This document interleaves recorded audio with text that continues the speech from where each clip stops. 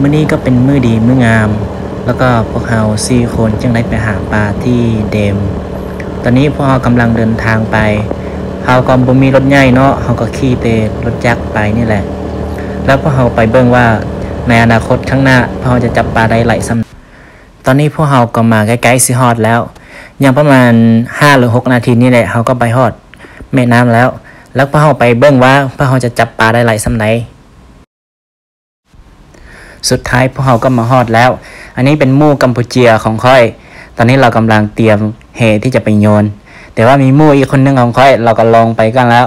ตอนนี้เราพร้อมแล้วเราจะไปเบิ่งนำกันว่าจะหาปลาได้หลายส่ำใดหมู่คนนั้นเป็นหมู่ของเราที่ลองไปก่อนนะเราก็ตื่นเต้นที่สุดเลยเขาไปเบิ่งดูว่าเขาจะหาปลาได้หลายส่ำใดพวกนี้เราก็ตื่นเต้นยกมือหาตอนนี้ก็ฮอดแล้วนะเขาก็ลงสนามตัวจริงเลยโอ้ยเราก็เก่งเลยโยนแหนี่ก็แตกดีได้แต่บุฮูว่าสิได้ปลาบ่ลองเบิ่งดีๆว่าเราสิหาได้ปลาบ่โอ้ยบ่เป็นตัวใหญ่ว่ะโอ้ยบ่แม่นเนาะโอ้ยคิดว่าตัวใหญ่ซะเองโอ้ยคือว่าเหนียวแฮงแท้ปลาสิหนีกันบ่เราก็มีลีลาของเราเลยโอ้ยวิธีดึงแหก็บ่ง่ายเนาะอุ้ยได้ตัวใหญ่บ่เบิ่งดีๆเบิ่งดีๆโอ้หมู่ของข้อยอีกคนนี้เราน่าจะได้ตัวใหญ่เลยติโอ้ยยิ้มมีความสุขอีกเด้เบิ่งไว้โอ้ยได้ตัวใหญ่โอ้ยได้ตัวใหญ่เรานี่ก็บ่ธรรมดาได้เนาะโอ้ยว่าแล้วว่าต้องมีปลาตัวใหญ่นะแต่เอาหมู่ของก้อยโอ้ยปลาตัวใหญ่แท้วะอันนี้เป็นปลานิลพุ่นน่ะครั้งแรกในชีวิตเลยได้ที่เราโยนแหได้ปลาตัวใหญ่นะ เอาต่อไปเราก็เอาไปไว้ซะยันมาสิหนีลงหนองเองลงแม่น้ำเองเราสิบ่ได้กินซะได้หมู่ของก้อยพวกนี้เราก็เตรียมแหจะโยนเองเบิ่งว่าเราสิโยนหาได้บ่หมู่ของค่อยวันนี้ก็พามาครั้งที่2ครั้งนี้เลยแหละโอ้ตัวน้อยก็เก็บอีกเนาะโอ้ได้2ตัวเพิ่นว่าตัวน้อยตัวใหญ่เพิ่นว่าจังซี่ก็ให้เราโยนบาเอาต่อไปก็เป็นตาของค่อยซะเตรียมแหที่จะโยนนี่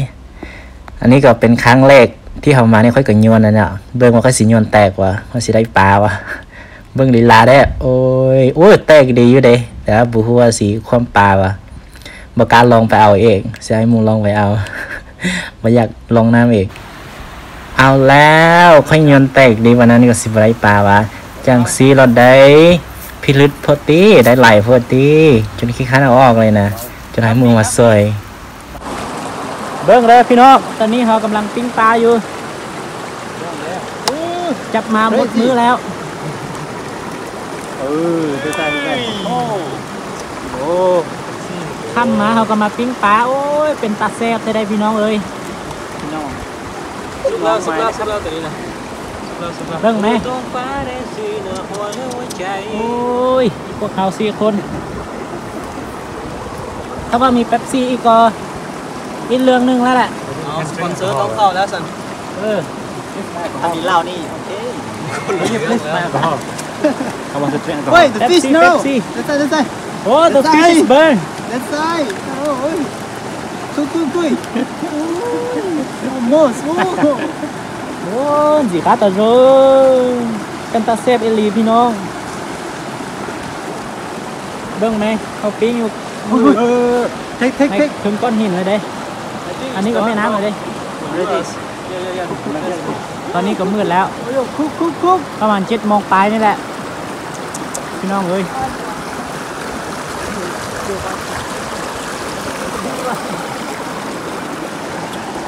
โอ้ยเป็นตัดกินอีหลีปลาของเขานี่เบิ่งไหมโอ้ยนอน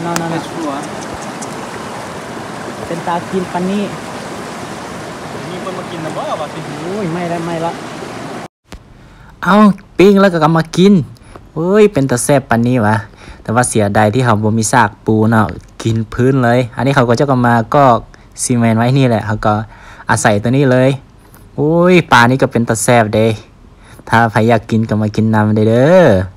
อันนี้เขาก็มีมากอีกอย่างฮะนะมากสีเขียวๆนะเขาก็บ่ทราบสีเอื้อนว่าจังไดเขาก็มีมากเผาน้ำโอ้ยอาหารก็มาน้อยนึงเอาหลอดไฟตัวน้อยๆนี่มาเพื่อเวลาที่เขากินข้าวนี่แหละเอาสตาร์ทซะ ให้หมูของค่อยเป็นผู้แกะออกก่อนโอ้ยไหวหน่อยหนึงเด้หิวแล้วจังสันรถได้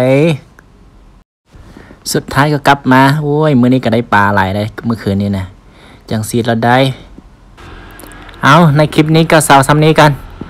อย่าลืมติดตามค่อยได้เด้อกดไลค์กดแชร์ให้เลยเขาหน้าสิพาไปหาบ่อนนี้แหละบ่อนนี้คือว่าเขาจะว่าได้มีปลาไหลได้มีปลาไหลโตอยู่เขาหน้าสิพาไปได้ถ้าติดตามแล้วก็เขาหน้าสิเห็นอยู่ได้อันนี้วิวก็งามแล้วก็เชื่อว่าเขาสิม่วนก็ตะเกาซะอีกบ๊ายบาย